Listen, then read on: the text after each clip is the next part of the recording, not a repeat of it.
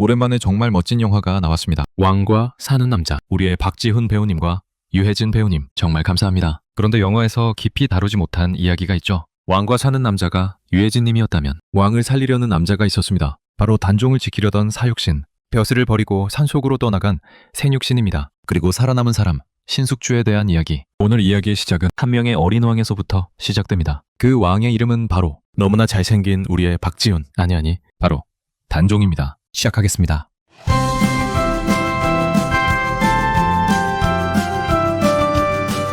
단종은 겨우 12살의 나이에 왕이 됩니다. 그의 할아버지는 조선의 황금기를 이끌었던 왕 세종이었고 아버지는 학문과 정치 모두 뛰어났다고 평가받는 문종이었습니다. 하지만 문제는 문종이 왕이 된 지 2년 만에 세상을 떠났다는 것입니다. 조선왕조실록에 따르면 문종은 오래 병을 앓고 있었고 결국 어린 아들에게 왕위를 넘기게 됩니다. 이렇게 해서 단종은 왕이 됩니다. 하지만 사실상 그 순간부터 조선 정치의 균형은 흔들리기 시작합니다. 왜냐하면 어린 왕 주변에는 권력을 잡으려는 이들이 많았기 때문입니다. 이러한 탐욕자들을 막으며 단종을 지킨 이들이 있었습니다. 대표적인 인물이 김종서와 황보인이었습니다. 이들은 어린 왕을 대신해 정치를 이끌었습니다. 그런데 이 상황을 매우 불편하게 바라보던 사람이 있었습니다. 바로 단종의 숙부, 훗날 왕이 되는 세조입니다. 당시 그의 이름은 수양대군이었습니다. 세조실록에 따르면 당시 조정 내부에서는 이미 권력 갈등이 심각한 상황이었습니다. 수양대군 역시 그 권력 싸움 속에 있던 인물이었습니다. 그리고 결국 1453년 조선 역사에서 가장 유명한 쿠데타가 일어납니다.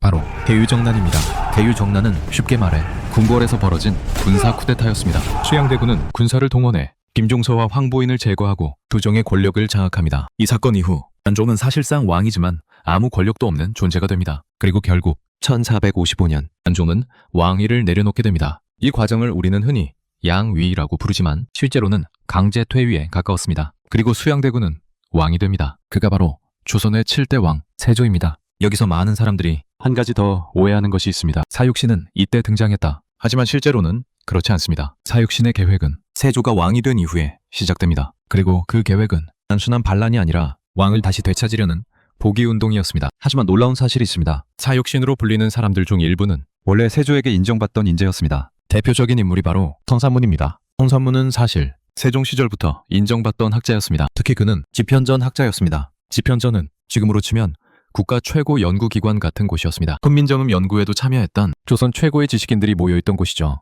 그는 세조에게도 인정받던 인재였습니다. 그럼 그가 왜 세조에게 대항해 목숨을 걸고 단종을 되찾으려 했을까요? 성삼문뿐만이 아니었습니다. 박팽년, 이계, 파위지, 유성원, 유음부 이 6명이 바로 우리가 알고 있는 사육신입니다. 사육신은 죽은 6명의 신하라는 말이죠. 하지만 여기에도 많은 사람들이 모르는 사실이 있습니다. 사실 단종을 되찾으려 했던 사람은 이 6명이 다가 아니었습니다. 조선왕조실록 기록에 따르면 이 사건에 연루되어 처벌받은 사람은 수십 명에 달합니다. 그런데 왜 우리는 6명만 기억할까요? 이 질문의 답은 조선 후기로 넘어가야 합니다. 바로 숙종시대입니다. 숙종은 단종의 이야기를 다시 평가하며 이들을 충신으로 공식 인정합니다. 그 전까지는 역신이었습니다. 그때부터 이 6명은 특별히 묶여 사육신으로 불리게 됩니다. 즉, 지금 우리가 알고 있는 사육신이라는 개념은 사건이 일어난 당시가 아니라 후대에 정리된 역사라는 것입니다. 우리가 알고 있는 역사 속 이야기들은 이처럼 시간이 지나면서 정리되고 만들어지기도 합니다. 하지만 아직 더 놀라운 이야기가 남아 있습니다. 사육신은 단순히 충성심이 강한 선비들이 아니었습니다. 그들은 실제로 세조를 제거하고 단종을 다시 왕으로 세우는 구체적인 계획까지 세웠습니다. 그리고 그 계획은 생각보다 훨씬 대담했습니다. 세조가 왕이 된 이후 조선은 겉으로는 안정된 것처럼 보였습니다. 하지만 내부에서는 여전히 단종을 다시 왕으로 세우려는 움직임이 계속되고 있었습니다. 당시 많은 신하들은 세조의 왕위가 정통성이 부족하다고 생각했습니다. 쿠데타로 권력을 잡았기 때문이죠. 이 때문에 일부 학자와 관료들은 단종을 다시 왕으로 세우는 계획을 세우기 시작합니다. 그 중심에 있었던 인물이 바로 성삼문과 박팽년이었습니다. 두 사람은 단순한 학자가 아니었습니다. 둘 다 과거 시험에서 최고 성적을 거둔 조선 최고의 엘리트였습니다. 특히 성삼문은 조선 왕조실록 기록에서도 학문과 정치 능력이 뛰어난 인물로 평가됩니다. 그런 사람들이 목숨을 걸고 세운 계획은 무엇이었을까요? 바로 왕을 제거하는 것이었습니다. 이거 궁금하지 않으세요? 조선에서 왕을 제거한다는 것은 단순한 반란이 아니라 국가 전체를 뒤흔드는 사건입니다. 그래서 이들은 매우 치밀한 계획을 세웁니다. 계획의 핵심은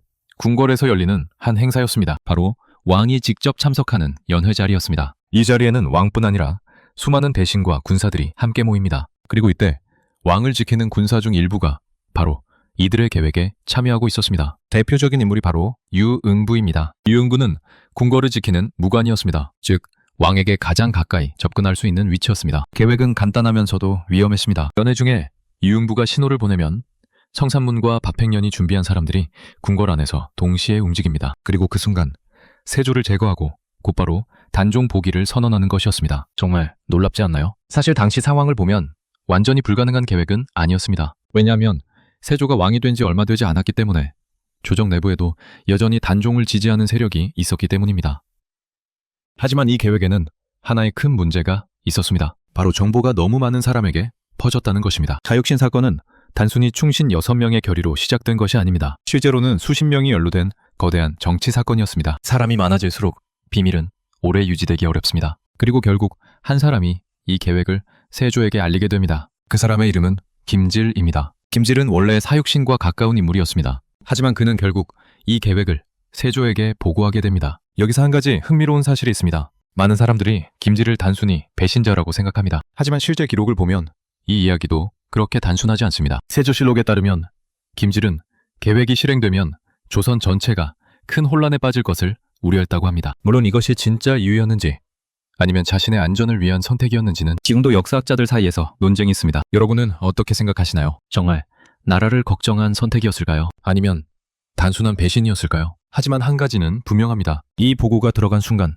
사육신의 운명은 이미 정해져 있었습니다. 세조는 곧바로 관련 인물들을 체포하도록 명령합니다. 그리고 궁궐에서는 대대적인 조사가 시작됩니다. 이때부터 조선 역사에서 가장 유명한 충성의 시험이 시작됩니다. 세조는 체포된 인물들에게 이렇게 말합니다. 지금이라도 죄를 인정하면 살려주겠다. 여러분이라면 어떻게 하시겠습니까? 목숨이 걸린 상황에서 자신의 계획을 인정하시겠습니까? 아니면 끝까지 부정하시겠습니까? 놀랍게도 이들은 전혀 예상하지 못한 선택을 합니다. 특히 성산문의 대답은 조선 역사에 오래 남게 됩니다. 그는 세조 앞에서 조금도 두려워하지 않았다고 합니다. 그리고 결국 충격적인 말을 남깁니다. 전하께서는 어찌하여 남의 나라 왕이 되셨습니까? 그 말 한마디 때문에 세조의 분노는 극에 달하게 됩니다. 이 말의 의미는 세조를 왕으로 인정하지 않겠다는 선언이었기 때문입니다. 그리고 그 결과 조선 역사상 가장 잔혹한 처형이 시작됩니다. 사육신은 마지막 순간까지 자신들의 선택을 후회하지 않았습니다. 오히려 그들은 더 놀라운 행동을 하게 됩니다. 체포된 사람들은 신문 과정에서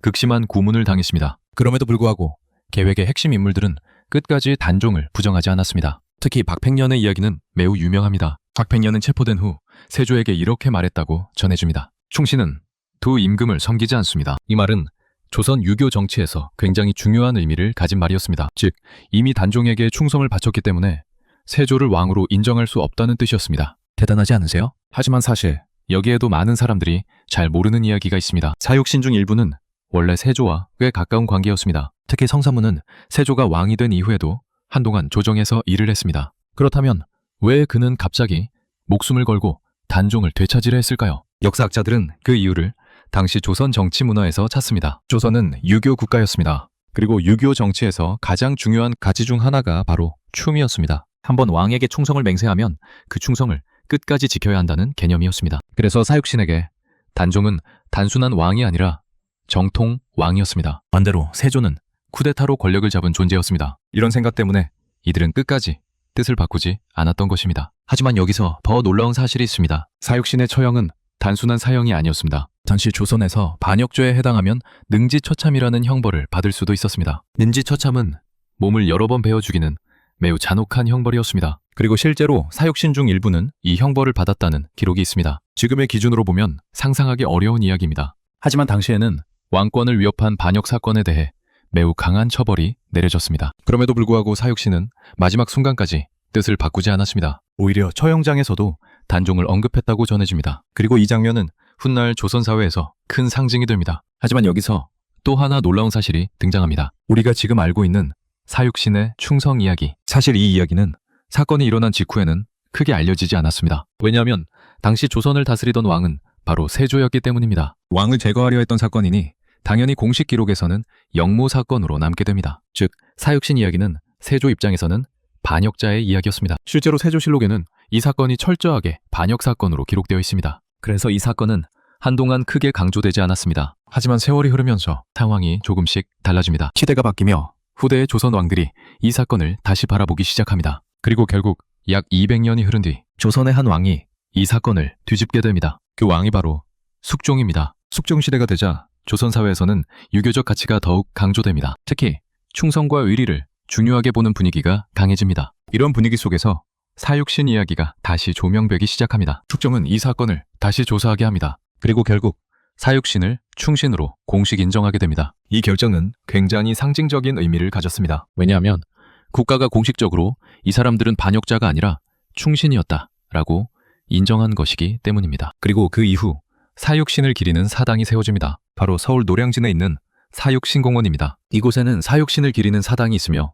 지금도 많은 사람들이 방문하고 있습니다. 하지만 여기서 또 하나 흥미로운 사실이 있습니다. 사실 단종을 되찾으려 했던 사람은 사육신만 있는 것이 아니었습니다. 당시 단종을 지지했던 사람들은 생각보다 훨씬 많았습니다. 사육신과는 다른 선택을 한 사람들이 있었습니다. 바로 벼슬을 버리고 세상에서 사라지는 것입니다. 이 사람들을 우리는 생육신이라고 부릅니다. 살아서 절개를 지킨 6명의 신하들. 대표적인 인물이 김시습입니다. 김시습은 당대 최고의 천재로 불리던 인물이었습니다. 그는 세조가 왕이 되었다는 소식을 듣자 모든 벼슬길을 포기하고 산속으로 들어가 버립니다. 그리고 평생 단종을 왕으로 인정하며 살았다고 전해집니다. 이 외에도 맘효온, 조려, 성담수, 원호, 이맹전 이들이 바로 생육신으로 불립니다. 즉 단종을 향한 충성은 죽음으로 나타난 사람도 있었고 세상을 떠나는 방식으로 나타난 사람도 있었던 것입니다. 하지만 여기서 또 하나 매우 흥미로운 인물이 등장합니다. 바로 신숙주입니다. 신숙주는 세종시대부터 활약했던 학자였습니다. 특히 그는 훈민정음 연구에도 참여했던 인물입니다. 그런데